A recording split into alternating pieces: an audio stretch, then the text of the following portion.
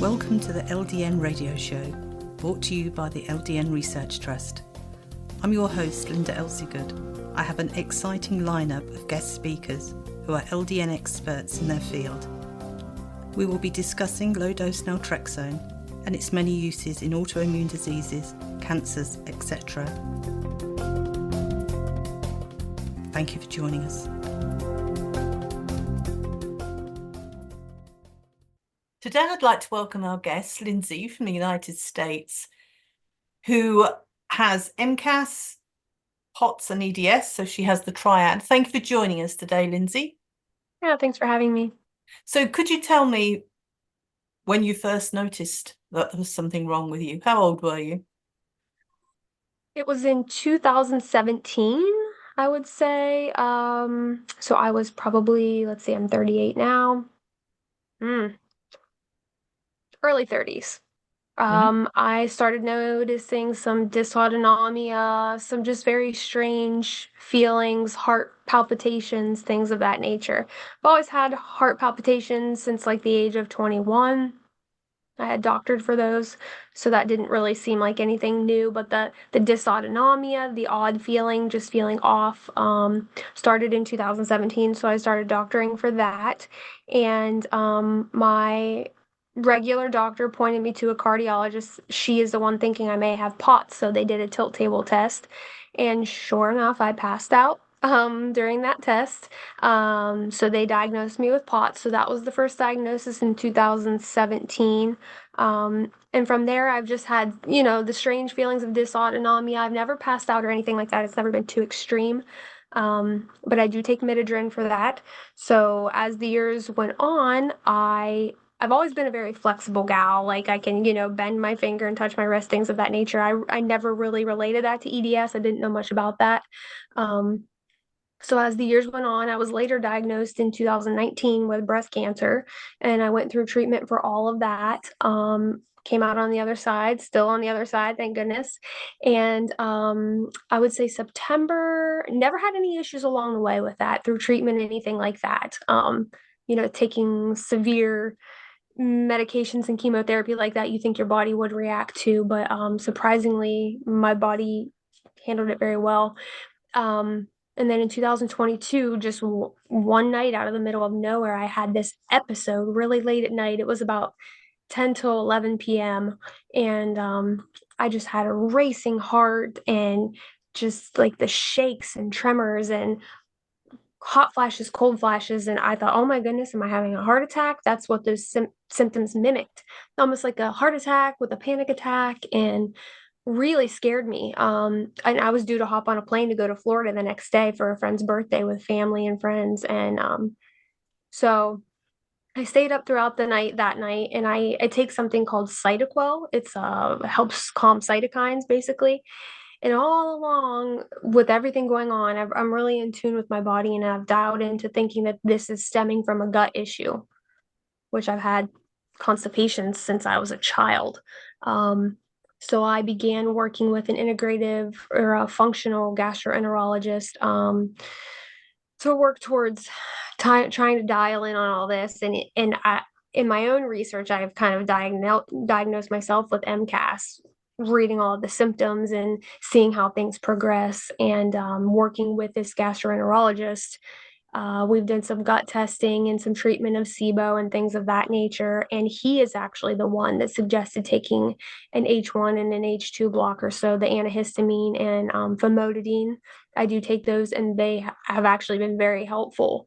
So I'm still taking those to this day and still trying to, do my own research and heal the gut and things of that nature. But he also suggested the EDS too. He has a whole book that ties in SIBO and leaky gut and EDS and POTS and MCAS. And so I'm really thankful to have met him.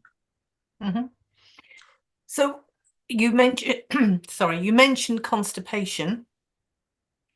What other gut issues did you have? Did you get diarrhea occasionally? Did you have any vomiting? Anything like that? No, never really any nausea, never any nausea, never any vomiting, nothing like that. Just constipation throughout my life. still to this day. So I do take like a magnesium oxide nightly to help move things along. But like I said, still trying to heal the gut and work on everything like that. But I also, in my early 20s, was diagnosed with a dairy allergy. So I don't include that in my diet. So just little steps along the way, I can see now that have built up to why I have these symptoms. Hmm. What about gluten? Are you gluten intolerant?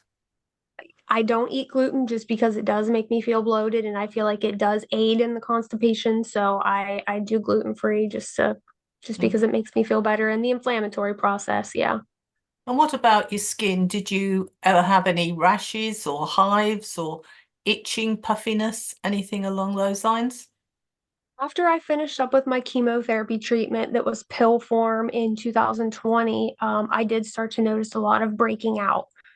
My face, my neck, my upper back, acne, things of that nature, which I kept saying, this is a gut issue. I know this is a gut issue.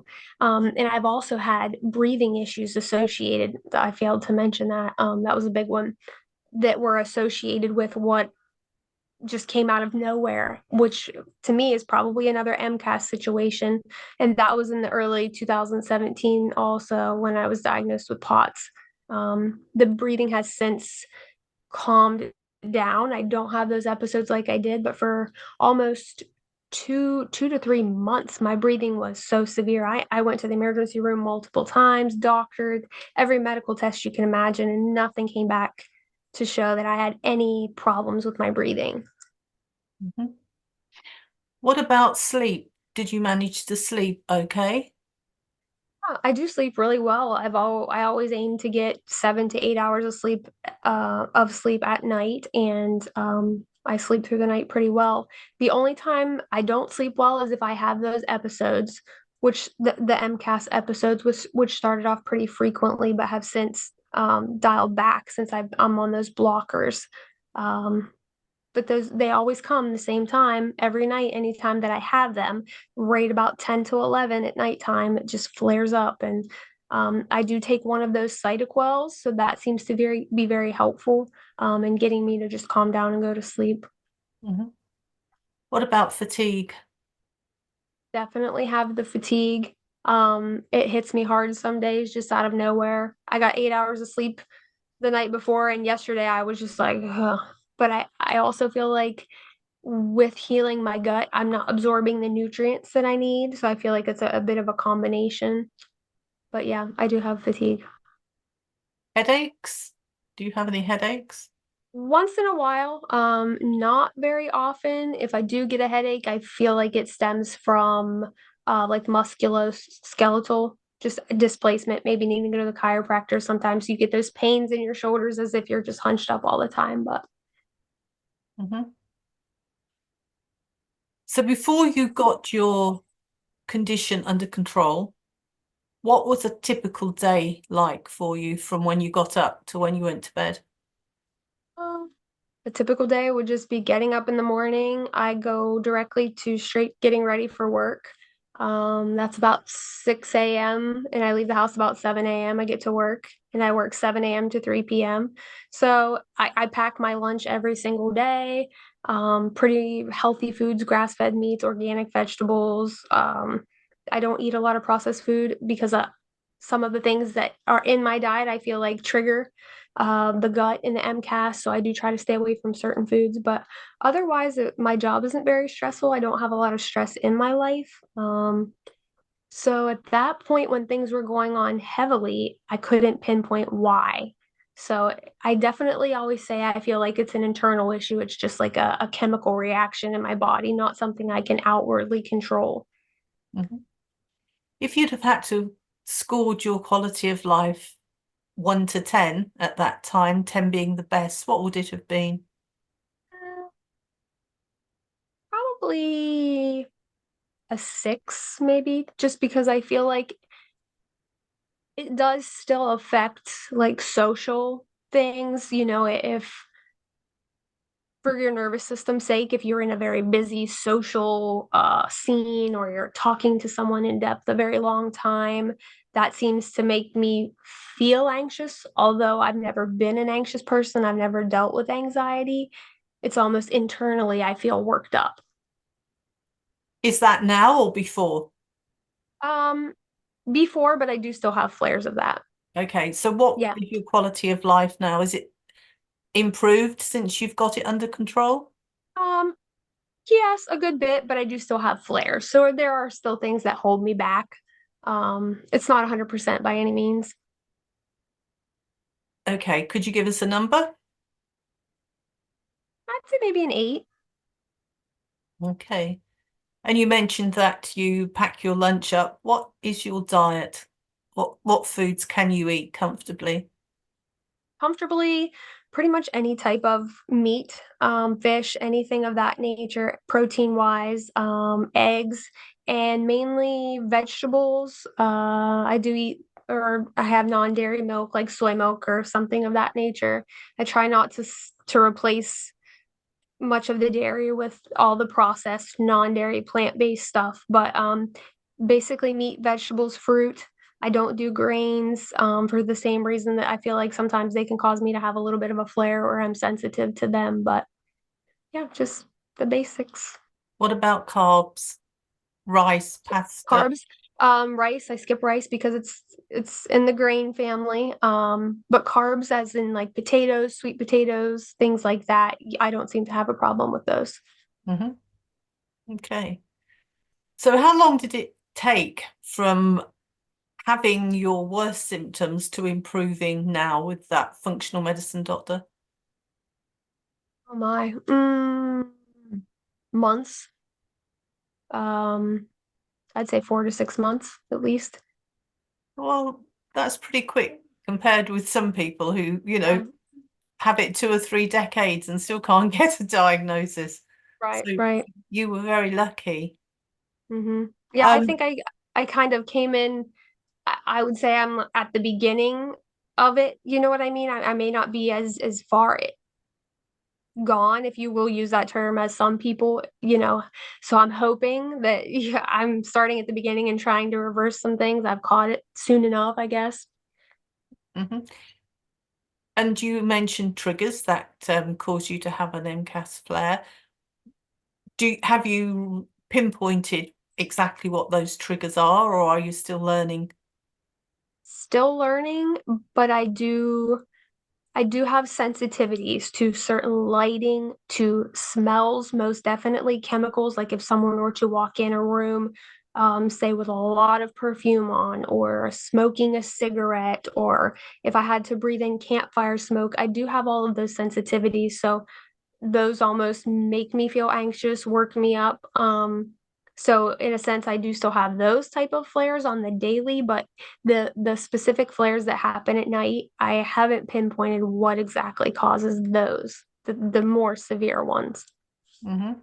Hmm. Yeah. So it's very difficult, isn't it, when you're trying to navigate and you don't exactly know what it is that's causing this. So, Very much.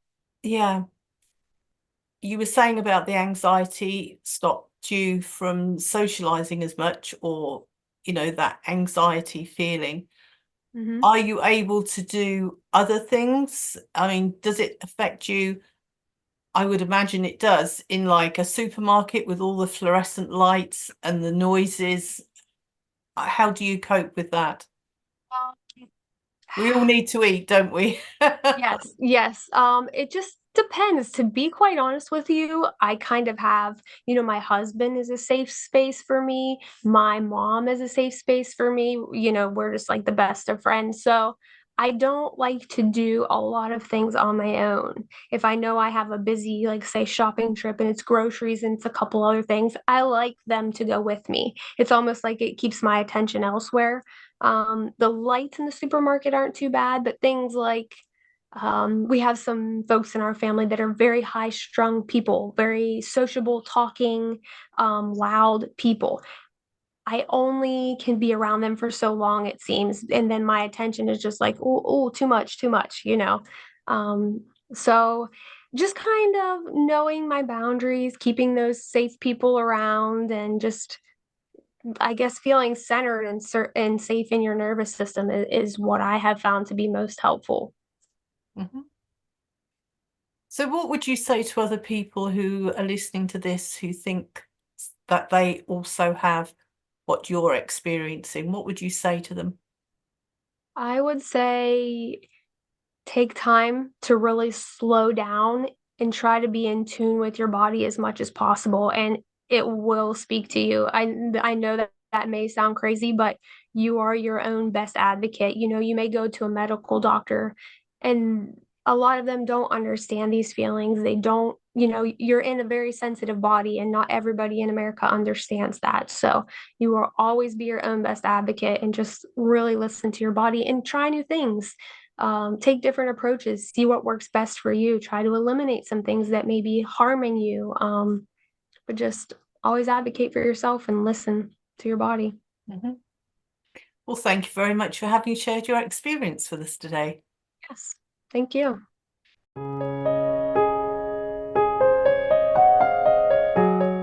I'm Dr. Leonard Weinstock, a guy who's been prescribing LDN since 2005, and I've seen the wonders. And I keep on seeing them, especially in hard to diagnose conditions. They're not that hard to do, but once you know about Mast Cell Activation Syndrome, Postural Orthostatic Tachycardia Syndrome, and Ehlers-Danlos Syndrome, you'll find that 17% of your friends or relatives have one or more of these conditions, and you can help them. We're making a documentary to wake up the medical community, to educate the population, but we need funding. So please fund whatever you can afford, no matter how little. www.mcasfund.com. That's mcasfund.com.